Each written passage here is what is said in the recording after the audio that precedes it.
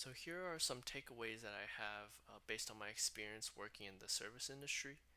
I've mostly worked in restaurants in the past, especially when I was in school.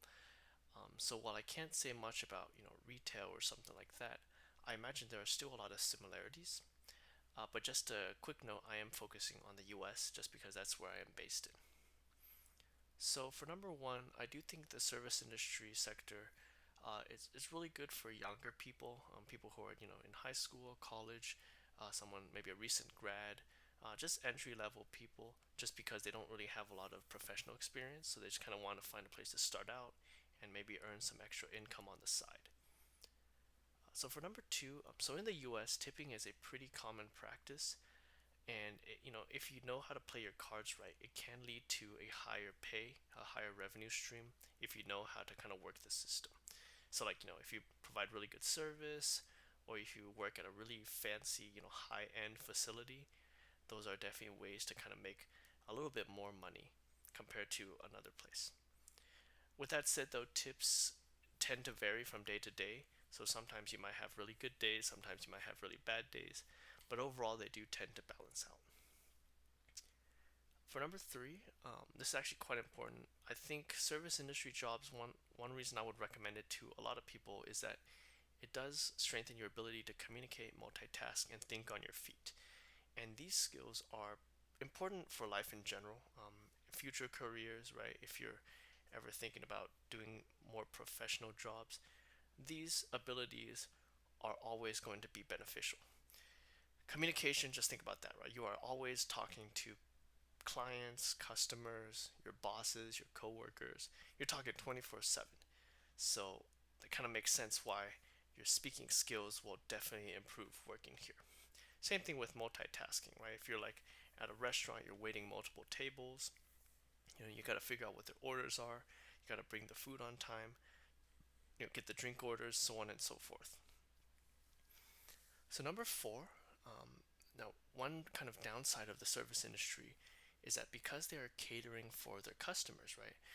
They do have to have their working hours to parallel when the customers are free. So for example, if in the daytime customers are usually working, but then in the afternoons and the evenings that's when they're free. That's when they'll probably go out to shop and go eat food, right? So that's unfortunately that's when you'll be working as well. A lot of restaurants stay open pretty late or they open really early, so on and so forth. And with that, when that happens, right, you're on your feet all day. It can be pretty tiring. And interacting with people can also be pretty tiring as well. So that's why I wrote here interacting with a lot of people can be exhausting physically and emotionally. Another point is if you do plan on doing this for an extended period of time, like maybe years, if you're working this like every day or most days a week, this can take a toll on your health. So it is definitely something to keep an eye on. Personally for me, I knew a few line cooks that I worked with, and they're in like their 40s, and they have really bad knees just because they are standing most of the days for like 6 days a week, and it's just something that you do want to be super super careful about. So for number five, the service industry, unfortunately, you are inevitably going to meet different kinds of people.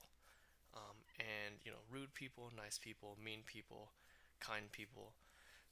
It's unfortunate, but that's kind of the reality of the service industry, and it always amazes me to see like you really don't know who you're going to meet. And I did not even know these kinds of people existed until I started working in the service industry. So it's kind of a warning, but also be something to keep an eye out for. And unfortunately, you do tend to remember the bad experiences more than the good ones. So that's kind of a downside. But hopefully, there are also customers who kind of make your day and they're just generally awesome. So hopefully, they kind of balance out at least. But that also takes me to the sixth point, which is learning to develop a thick skin. This is also a pretty important skill to have, for life in general. If you're able to kind of brush an issue off and kind of learning to move on quickly, then that'll definitely help you, especially like mentally. So yeah, in conclusion, I think service industry jobs They shouldn't probably be a permanent occupation unless you're looking to get into like management or something higher. In my opinion, I think you should kind of use it as a temporary position until you're able to kind of move on, right? Get into a better career, better life. But still, strive for more, do the best you can, and always be kind to everyone.